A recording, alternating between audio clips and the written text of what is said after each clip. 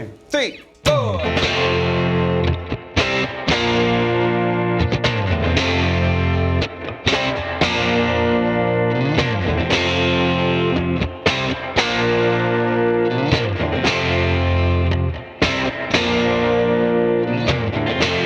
There we have it, guys. Welcome to Fender Play Live. I'm your host, Scott Goldbaum, for this week. This week, in honor of the Who's classic album, Who's Next, my favorite one of their records, being released 48 years ago today, we thought we'd take a look at some classic Who songs that we have available on our Fender Play platform for y'all to learn.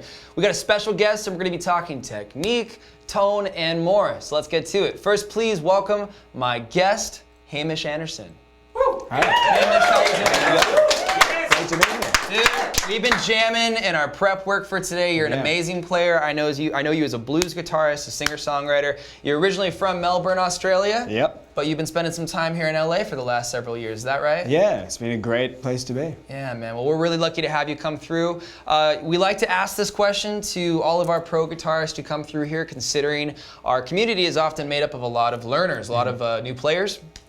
How long have you been playing? And kind of, I think this is one of the more valuable points you can get to. What were some initial struggles when you were first starting? Yeah, well, I started playing when I was 12. Yeah, okay. So it's coming up to 15 years now. Yeah, there it is. Way to give your age away. Yeah, exactly. And yeah, I mean, a lot of the stuff is the stuff I'm always working on, like vibrato. I've spent a lot of time, trying to work on my vibrato and rhythm playing and, a lot of that right hand stuff. Yeah, power chords. Right hand's really important. So I'm just kind of always just going away at it. Yeah, I think that actually brings up a really good point. A lot of our students think like, well, for now I'm working on this skill, and then in a couple years from now I'll be working on a completely different type of a series of skills, when in reality it's kind of just like a lifetime of refinement, right? Yeah, that's exactly. Lifelong work, just like, always trying to get better. Well, that's great, man. And you came in with one of your own tellies. Yes. Is that right? Tell us a little bit about this. Yeah, it's my 52 reissue that I got in 2009, and I'd always wanted a telly, love Keith and Jeff Buckley and Muddy Waters, so I always kind of wanted this telly, and for me it's just kind of the perfect rock and roll guitar. Brilliant, man. Well, let's hear a little bit of it. We're going to be talking about techniques that are really unique unto the Who and how they were pioneers of rock and used things like power chords. So why don't I drop a little power chord progression and let you open up a little bit. Cool. Is that cool? Let's do it. I'll break it.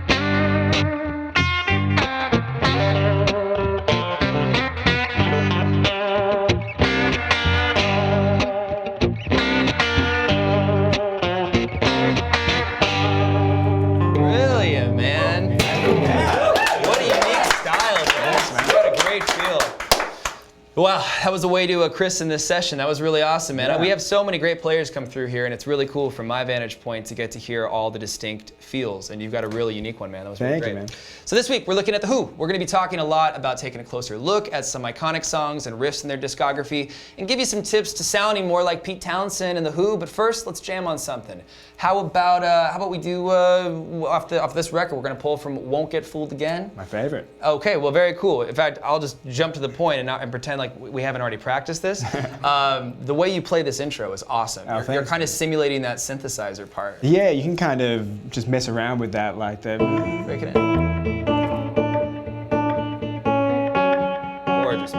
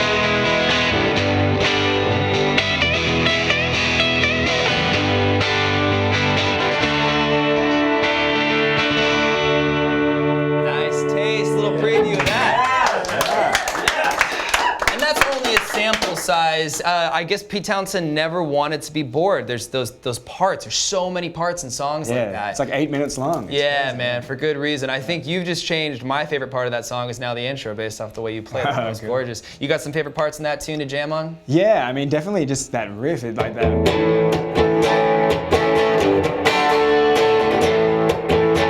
It's awesome. Yeah. No, that's great, man. I think a lot of the times, you're kind of like, how do I even consider myself a candidate to jam with someone like you on that? No, but at the same time, I think it's cool that like we've made it a point where you can just kind of simplify that. Yeah. It's open chords. That's a big part of his thing. It's those, it feels great playing a huge A chord. Well, one thing I learned about you on the note of like, as you were starting, this was actually one of your first concerts, right? Yeah, it was the very first concert. Really? Yeah. Okay, cool. 13, and it was in Melbourne. Yeah. And went with my dad and my sister, and it was just blew up my 13-year-old mind.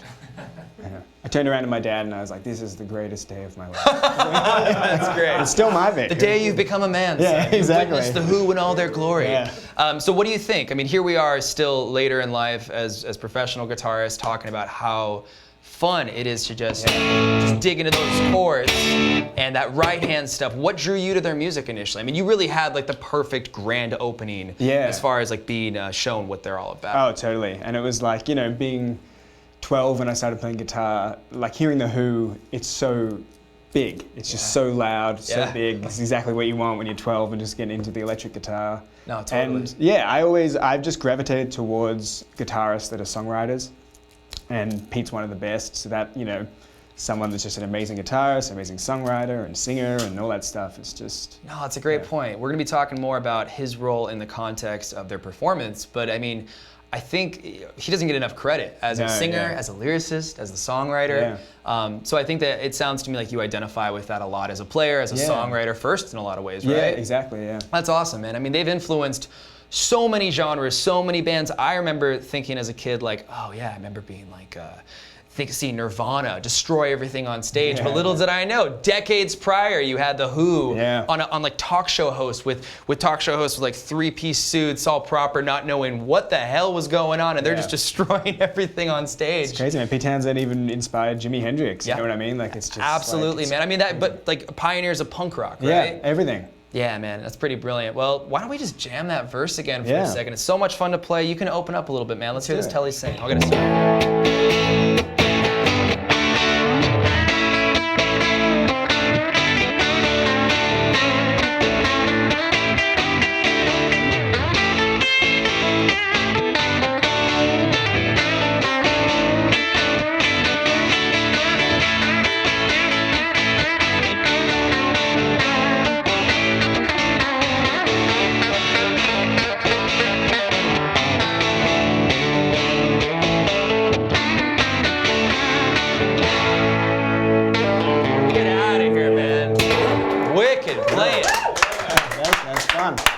I know everybody watching, you guys are probably tripping out. It's so cool live here in the flesh, but also it's really fun. This is kind of a byproduct of you guys just being a great community. Drop more trivia that we don't know about the Who in there. If you guys know some fun facts, let's see what you have to enlighten us over too. One of those facts is that Who's Next, the record that we're celebrating today, went #1 in the UK. Across the pond in the US, it went as far as #4. Won't Get Fooled Again was a big hit along with another song right at the top of that record, Baba O'Reilly. So let's check it out. And remember that all these songs that you're going to hear today, all the techniques we're going to skim over, those are all available to learn on our Fender Play platform, and they're there for you to try it out for free.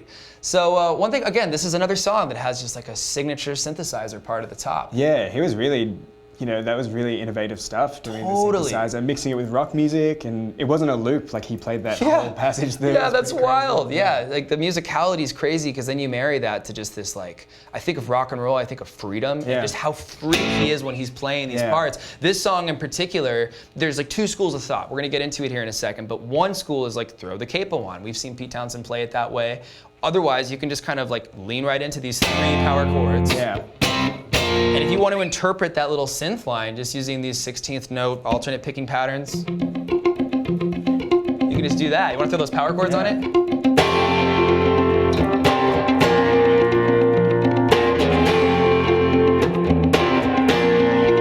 I got you.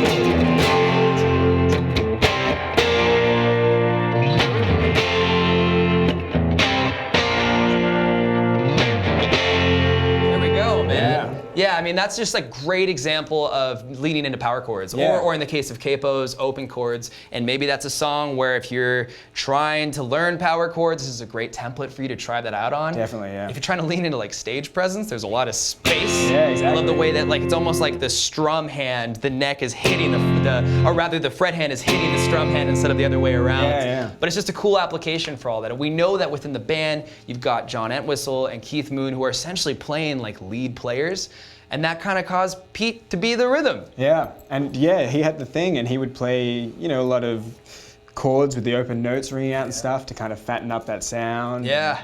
Yeah, it's all about attitude and the right hand, basically. Well, then what would you say when it comes to like the sound, the tone? What are some tips and tricks you think of when it comes to sounding like them? Yeah, well, the main one I think of is you got to turn your amp all the way up to 10 or 11 or whatever. Yeah, your hearing hasn't been the same since that first concert at 13 exactly. years old. All right, cool. But that's the thing, it's just, and he's not precious about it. He just kind of, it's kind of ragged, and it's just got mojo and attitude.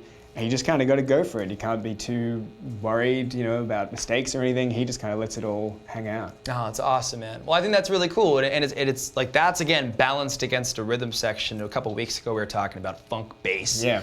And one thing I love about doing these episodes, and we're talking about all different genres week to week, but we were talking about funk bass and how the bass is often in the foreground there, and that treble is blasted, which was the case in this band. And to compensate for that balance, you just got some heavy gain-laden chords there. Let's jam that one more time. Let's have you open it up. I'll hold down these power chords. 2, 3, 4.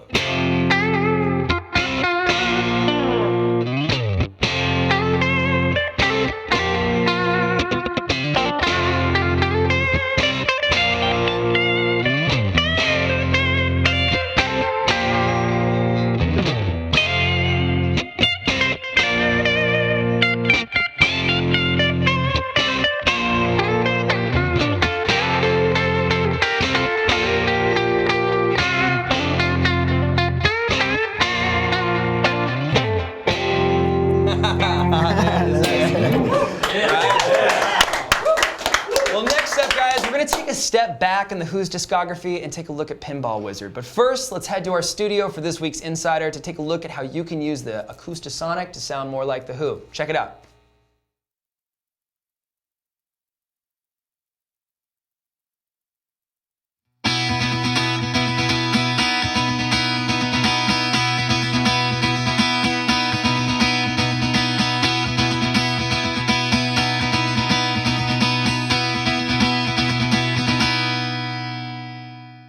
Hey, I'm Dan Ellis, touring bassist and guitar player and instructor at Fender Play. Like many guitarists, I enjoy playing both acoustic and electric guitar. Both are important in music, where the acoustic brings a natural sound and the electric allows you to cut right through the band. Lots of popular songs use both acoustic and electric guitar to get the best of both worlds, like in the Who's hit song, Pinball Wizard. But switching between acoustic and electric to cover both parts can be tricky. So today I'm going to show you how you can use the Acoustasonic to play both parts. Before we begin, let's do a quick rundown of the Acoustasonic guitar. Unplugged, it just sounds like a normal acoustic guitar. So I'm going to roll my volume down here and we can check it out.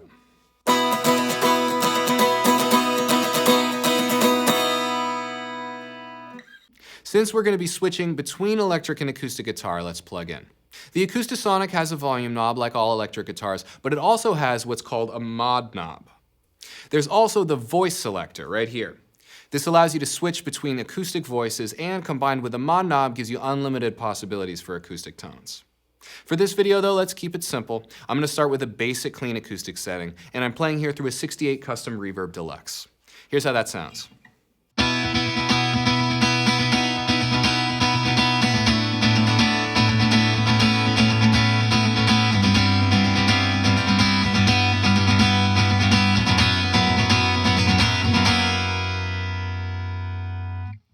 After the verse of Pinball Wizard, there's an instrumental rock out. In the studio recording, the acoustic guitar continues through the instrumental break, but it's the electric guitar that really drives the part. So I'm going to switch my voice selector all the way to the back and engage the noiseless pickup right here at the bridge. Here's how that sounds.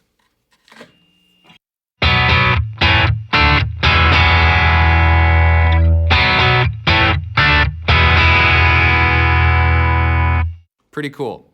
Now, because this is still a clean guitar running through a clean amp, you might need to add some distortion. You can change that on your amp, you could add a pedal, you could change channels. In this case, since we're driving the tube so much on this, I don't need to change anything other than the voice selector.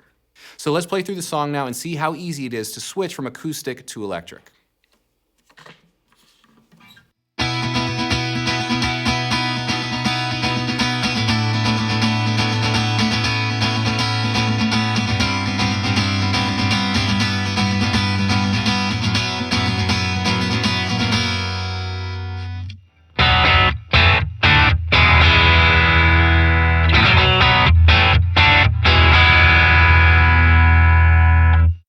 There's tons of bands that feature both electric and acoustics in songs. Songs like Boulevard of Broken Dreams by Green Day, Satisfaction by the Rolling Stones, and of course Pinball Wizard, all of which you can learn on Fender Play. Even if you don't have an Acoustasonic, you can still learn all of these songs on acoustic or electric. Just remember to keep practicing and have fun. See you later.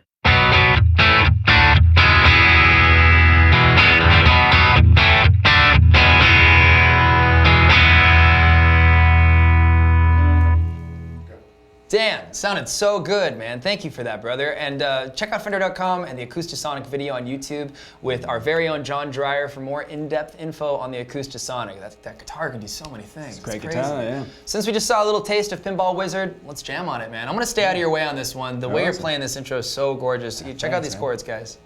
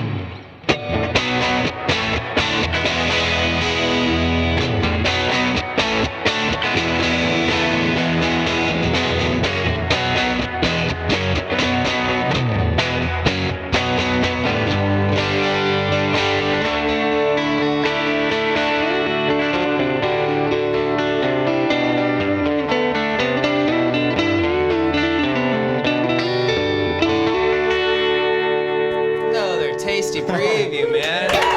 Man, that song is loaded. It's a great sound, man. It embodies the rock opera too. It you does. have that somber start, beautiful chords. Yeah, just the light and shade dynamics and stuff. Yeah, it's just, you were saying this earlier, we were just kind of talking about it, and his playing, the way he plays rhythm is just as interesting as any lead player. Oh yeah, it's just like watching him, if you ever watch him play like acoustic guitar by himself, I just don't know how he does it. Yeah. Like no one else does it like that. It's unapologetic, and it's just energetic and beautiful as far as really digging in. And we were talking earlier about not wanting to treat things too preciously, but there are some real sweet details going on. Like in that song especially, that triumphant strumming and letting that open high E string just kind of resonate as a common note throughout it all is a really cool trick that he tackles on that. Yeah, it sounds so full. It's glorious, man. That's so cool. And if you're struggling with bar chords and power chords, you have any tips? I remember when I first started playing, like one of the first tips I thought of, well, if there's two components to a bar chord, you've got the shape maybe, and you've got the bar. Make it a point to put the bar down last. Yeah. That's going to be a nicer natural curve for your hand. Yeah. Anything you got as far as I think that's a big part of it, and I would just really focus on those two fingers. Yeah. That was really with you, Barker, all that stuff, and just doing it over and over and over again. Yeah. No, I think that's a great point, especially when it comes to turning this into a more reduced version. Yeah. Just a two-fingered. Yeah, exactly. Or opening up to three-fingered power chords. Yeah. That's gonna go a long, long, long way. And Pete's got some really crazy strumming patterns going on here. He does. He has his Instagram name is Yagadang. Yagadang. Because that's like that sound. That's right. It's like the best. It's just the best. We're not gonna put it under a microscope and call it flamenco strumming. We're gonna call it Yagadang. Exactly. Call it what it is. Call it what it is. You got those 16th note strums, those open strings, and those chord patterns that we're hearing, and of course, just crazy anticipation.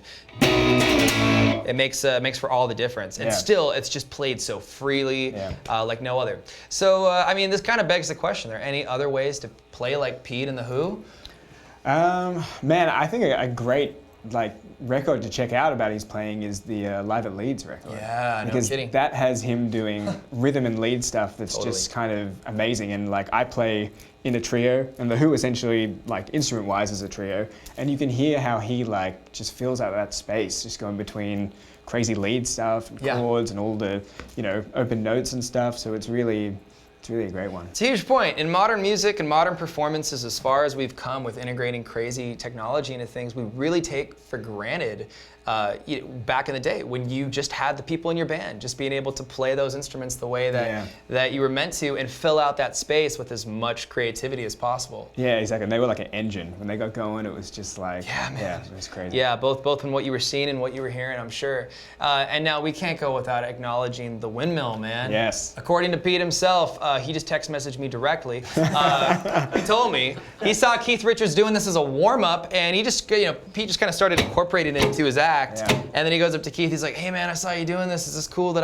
and he said it with that accent, he said, is it cool that I integrate this into my act and everything? He's like, I have no idea what you're talking about. He didn't even remember doing it. It's the most Keith Richards response. Yeah, I think you're right about that. Doesn't remember anything. And I'm no practitioner of the windmill. I dare not be as bold. Yeah, and you're just gonna make a meme out of this in no time. See me on Reddit.com. They're trending right now. Yeah. But that all goes to say, like, a couple common misconceptions. You don't want to go down. You want to hit the strings upward, right? Yeah. And you want to kind of aim for that 12th fret, 7th fret area. Yeah. Don't go for the pickups over here. Your arm's gonna bend in. Just relax your arm and don't hit the whammy. There's footage of him doing that. Yeah, him cutting his hand, blood everywhere. So careful out there, teeny boppers. You gotta be careful with the whammy. Yeah, avoid the blood, sweat, and tears that went into the windmill. Exactly. And just watch out for your thumb, too. All jokes aside, if you guys want to try this out, like I can tell you now, for those of you who watch, we typically assign homework in some capacity. This is not a homework assignment. Deem it extra credit, but at the very least, give it a shot. Yeah, go ahead and just watch out for your thumb on that upstrum there.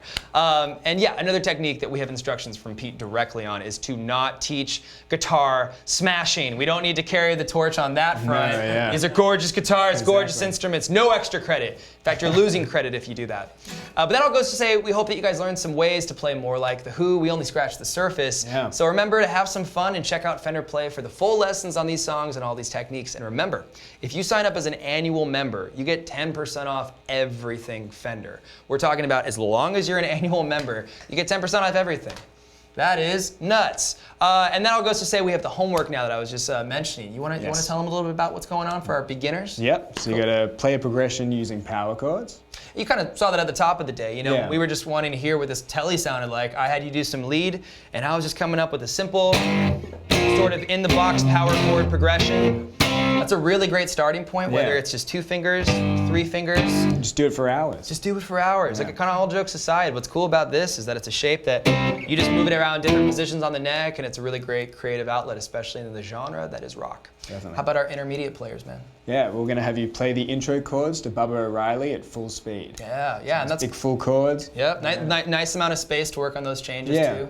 And of course, too, remember the second school of thought on that song is that you can do it with a capo and change it to open chords as well. And then if you want to blow our minds, what do we got for them? Play the Pinball Wizard intro. Dude, I love those chords. Yeah, it's beautiful. It's so iconic. Yeah, really, like you know what it is right away. So check out that lesson. That's a really great one from one of our, I think Akira teaches that. It's a really, really good one on Fender Play. Cool. Now we got a couple questions from the community. Stephen Andrews said, I couldn't help but notice your thumb coming over the top of the fret. Are you actually holding down the top string, or in this case, the bottom string with our thumb? Yeah, I am. And also when I'm doing like on Pinball Wizard, you're also kind of muting that A string. Yeah. So you don't want that ringing. So you're holding down the B and kind of muting that guy so you can get that. The old 2-in-1. So you'll see that a lot with artists like ZZ Top, Eric Clapton, utilizing Hendrix, your thumb, Hendrix all the time, to kind of utilize your thumb as that extra fret finger by coming over the top. That's in so many ways what allows you to have that open high E string. Whereas if you did a traditional bar chord, what would end up happening is that you would end up providing a pitch to that string, and you don't want that high up on the neck. The other cool thing is too, for any reason, I work with a lot of different guitarists, some crazy great players who can struggle with the thumb. Just aim for that one string. If using your thumb to mute the A string is a little bit much, you can always employ one of the fingers over here to just barely touch it, which is helpful. That was a great question. Okay, so needless to say, like, dude, your whole tour experience that I just became aware of, I know that it wasn't that long ago. I think this was in Australia, but you were opening for the great Gary Clark Jr., is that right? Yeah, we did 5 shows together in Australia. I'll just admit, I was stalking your Instagram for a minute, and I saw him just like hand you a guitar on stage and say, go. Yeah, it was crazy. I got to join in every night on the encore with him, and that first night, he didn't tell me, and he was just halfway through the song, like, pointed at me, called me out, gave me his guitar. Wow. Just playing like tambourine in my face. So I'm playing guitar and just trying to hold on for like dear life. And it's like the best form of hazing I've ever heard exactly. It was great, man. That's great, Baptism by fire. Well, and what else? And yeah, exactly. Left you better than when he found you. So what else do we have to look forward to now? You've been doing a bunch in LA. I know you just released a record. What's the record called? Yeah, it's called Out of My Head. Out of My Head. It's out now, and it's there's a lot of like Who influenced stuff on it. Finally. Yeah, you know, I love that you're playing with a power trio. Yeah. I love that it's you and you're tackling, you know, you're doing Roger and Pete in that regard. You're singing and playing. You've got a bassist, you've got a drummer. She's singing on bass too. Yeah. And you guys travel together, which is kind of far and few between these days when bands actually go. Are you guys doing international dates? Yeah, we're doing a bunch of shows in Europe at the end of September for like a month. So you can check it all out, HamishAndersonMusic.com. All the dates are there. We play all the time in LA. So. Awesome, man. Well, yeah, if you guys are LA natives, join us at the Fender Fam. I'm sure we're all going to be at your next concert here in LA. But yeah, seriously, can't thank you enough, man. Cheers, seriously, it was so much fun playing with you. Thank you, man. You too. And I hope we have you come back sooner than later. Guys, give it up for Hamish. Thank you. Thank you. So much fun. Such a perk of the job. Anyway, that all goes to say thank you so much, Hamish. This week, we're going to switch things up a little bit when it comes to our community segment of the show. We're going to welcome on a friend of ours who's been a long-time Swiss Army knife here at Fender. He's worn so many hats. He's a buddy of mine. He's an amazing player. Give it up for Dylan. Woo! Yeah. Thank you. And you've been keeping an eye on the community. You've kind of been my source of all things community info, man. Yes, an eye in the sky. No, really. That's exactly right. More of a facilitator, if you will. Yeah, but that's kind of diminishing the fact that you are an incredible guitarist. So how long have you been playing? It's about 26 years. 26 years, yeah. Wow. So since you were 1 year old. A quarter of a century is another way to think about it, yeah. That's great, man. And then what do you got with you today? Oh, well, this is a telly, and let's see, I'll play something. Yeah, break into it.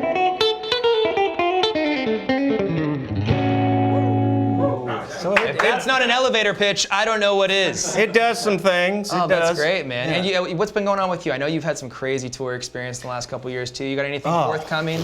Well, let's see. So there was the Rock of Ages review. Yes. Nice. Sans a couple of the actors. Sure. Still made it. And then Aquanet, the tribute to hair metal, 80s hair metal. Love that, man. And Courtney Lynn, amongst other Nashville stars. Oh, that's great. That's awesome, man. Yeah, well, that's great. Well, it's so good to have you. Let's get to the point of the show. You see me announce this every week. Yeah, I have like a resident air of anger because I'm not eligible for this giveaway. Angst, yeah. But that goes to say, let's get to the giveaway. Now's that time we've all been waiting for, the Fender Play giveaway. Now, follow me on this. Each week, we give away a free piece of gear. I'm not talking about a pack of strings. I'm not talking about an elastic guitar strap or anything like that. We're talking about some crazy gear just for watching a video in the app. You can win a Player Series guitar. That means a Strat like the one I've got, a Tele, a Jaguar, Jazzmaster, one of our Player Series basses. We're both going through these Mustang amps that are amazing and like extremely resourceful. Yes. So yeah, and more, just for watching one video. So without further ado, Dylan, be the bearer of good news. Who is this week's winner?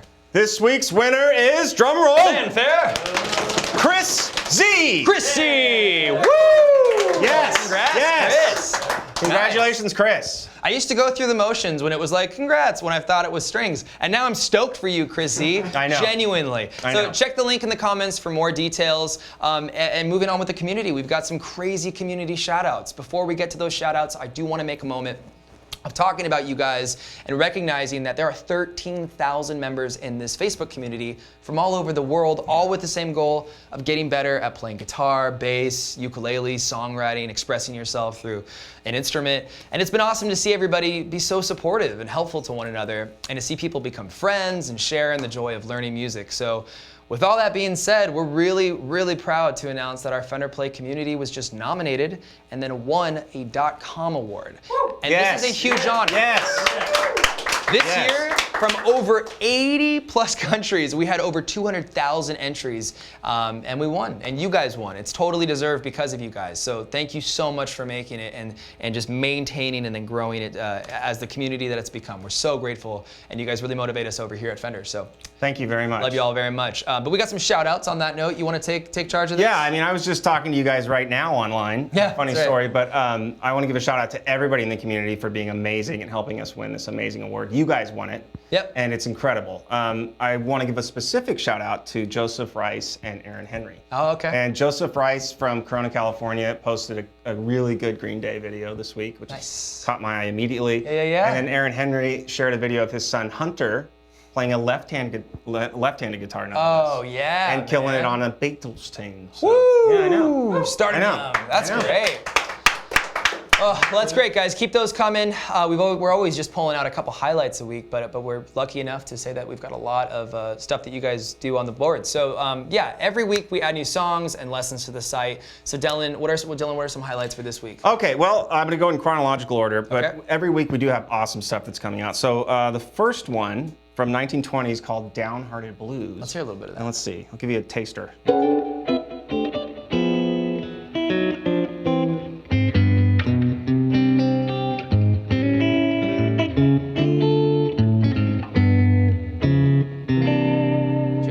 Traditional don't mean it's simple. My heart is down. My heart is down. And then we have a great Kinks song called Sunny Afternoon. Yeah, of course. course. A really cool riff in it. You'll catch the riff right at the beginning of the lesson. So.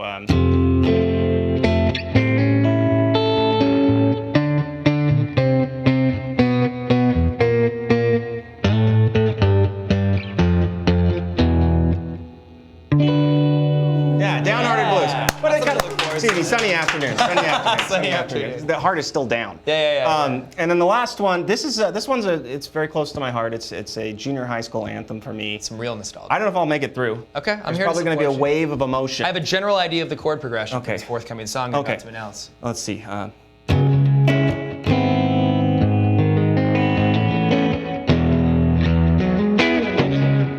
Say it ain't so. I gotta stop, Scott. It's getting to me. Hey man, I'm here for you, brother. Thank you. And I can tell you that's off one of my favorite records from that whole era, the Blue Album, Say It Ain't So by Weezer. So again, man, you're always the bearer of good information, good news. Thank you so much, Dylan. Thank you, guys. Huge thanks to Hamish for coming through. Hamish Anderson, check out his shows coming up. Check out his website. The new record's awesome. And guys, we can't thank you enough for being here. So we'll see you for more next week. Keep practicing. We'll see you then. Let's drum that G chord out. Yes. Adios, guys.